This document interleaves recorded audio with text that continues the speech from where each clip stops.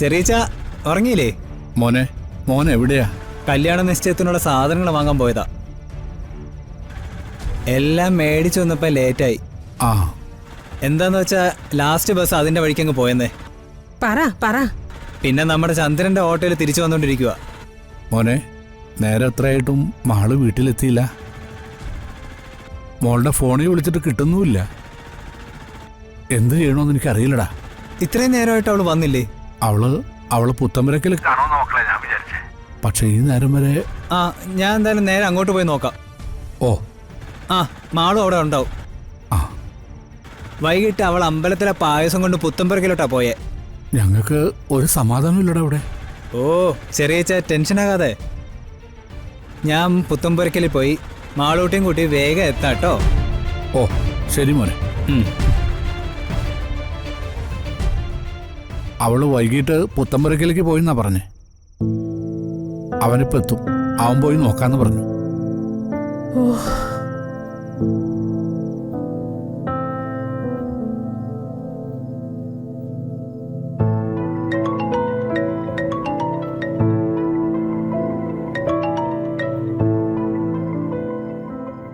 ആദി, അവിടുത്തെ സിറ്റുവേഷൻ എന്തായി? ഇനി അവിടെ നിന്ന പണിയാവുമെന്ന് എനിക്ക് തോന്നി. അതാ ഞാൻ എസ്കേപ്പ് ആയത്.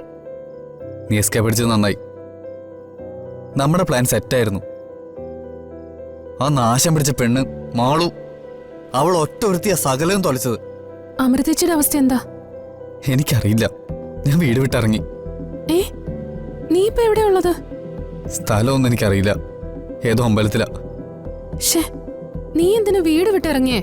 ഇപ്പൊ കാര്യങ്ങൾ കൂടുതൽ കോംപ്ലിക്കേറ്റഡ് ആയില്ലേ? ജോ,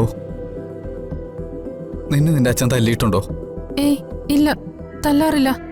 എന്താ ആദി? എന്നാ എന്റെ അച്ഛനെ വഴക്ക് പോലും പറയാറില്ല. പക്ഷെ ലൈഫിൽ ഫസ്റ്റ് ടൈം ആദ്യമായിട്ട്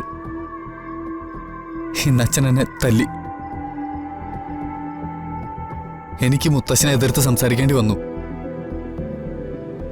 അച്ഛനെ സഹിക്കാൻ പറ്റില്ലല്ലോ, അതുകൊണ്ട് എന്നെ തല്ലി.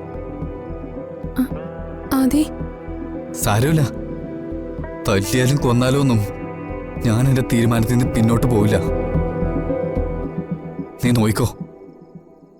എനിക്ക് ജീവനുണ്ടെങ്കിൽ ഇഷ്ടമില്ലാത്ത ഈ കല്യാണത്തിലേക്ക് എന്റെ ചേച്ചിയെ തള്ളിവിടാൻ ഞാൻ സമ്മതിക്കില്ല. എനിക്ക് വാശിയുണ്ട്. എന്ത് കൊടൂര റിസ്ക് എടുത്തിട്ടാണെങ്കിലും ഈ കല്യാണം ഞാൻ മുടക്കും. എന്നിട്ടേ ഞാൻ അടങ്ങൂ.